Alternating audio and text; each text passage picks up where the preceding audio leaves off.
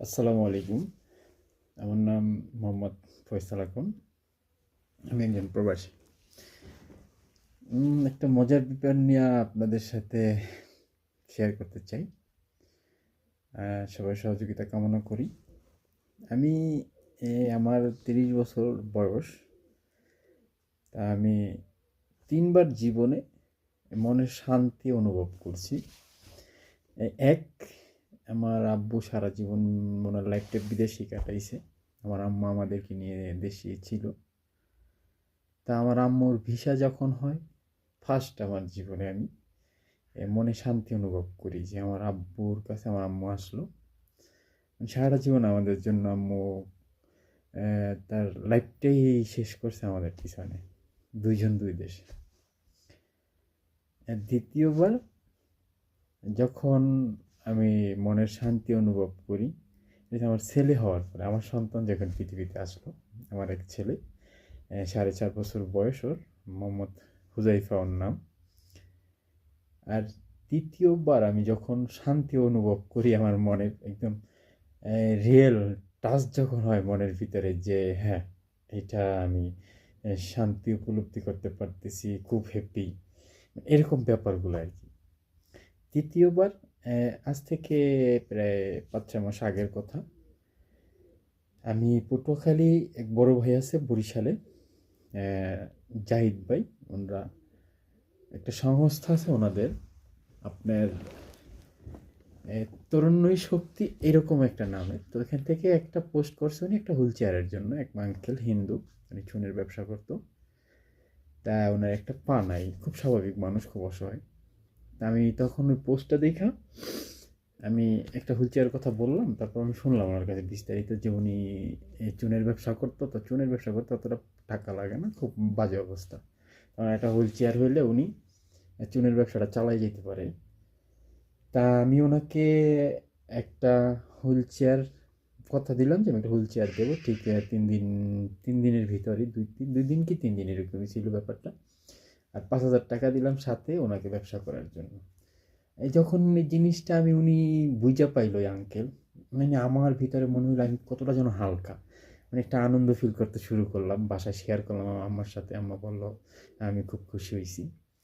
এখন তার কিছুদিন পরে আবার বিগত 1 মাস পরে আরেকজন আপু, ওনাদের একটা সংস্থা আছে, ওইখান থেকে উনি আমাকে নক করছে, ভাই আপনি আমাদের একটা চেয়ারের ব্যবস্থা করে দেন, একটা বাচ্চা আছে, তা বাবা মা স্বাভাবিক না, তারা চলতে খুব কষ্ট হয় বাচ্চাটা নিয়ে। আমি বললাম ঠিক আছে, আলহামদুলিল্লাহ। তো ওনাকে একটা চেয়ার পাঠাইলাম।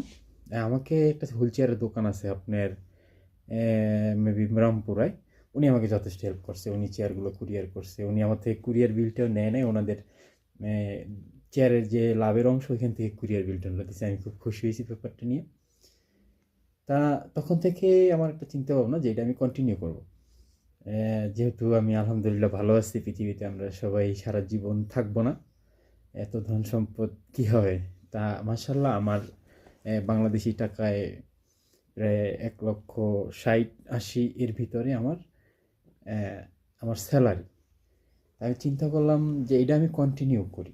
প্রতি মাসে আমার যে বাড়তি যে একটা খরচ, আমার পকেট খরচ, এই টাকাটা যদি আমি ক্লোজ করে দিই, যে আমি খরচটা আমি করবো না, আমার প্রয়োজন নেই, ওই ক্ষেত্রে আমি হিসাব করছি, দেখছি আমার থেকে 22,000 থেকে 25,000 টাকা পার মান্থ আমার কাছে থাকে, যেটা একদম এক্সট্রা, যেটা আমি খরচ না করলেই পাই। এই টাকাটা আমি চিন্তা করছি, এই যারা প্রতিবন্ধী, একদিন হয়তো তাদের যে ভালোবাসবেন সবাই প্রতিবন্ধী যারা, তারা তাদেরকে অনেক বোঝা হয়ে যায়, যে কেউ নিতে চায় না। এক জায়গায় ওর মন চায় যে ঘুরি, হাঁটি, কিন্তু হাঁটতে পারে না, একজনের হেল্প লাগে, ঠিক এই ধরনের মানুষ। আর ইচ্ছা থাকলেও সামর্থ্য হয় না অনেক সময়, যেহেতু একটা হুইল চেয়ারের দাম 7,000 থেকে 8,000 টাকা পড়ে।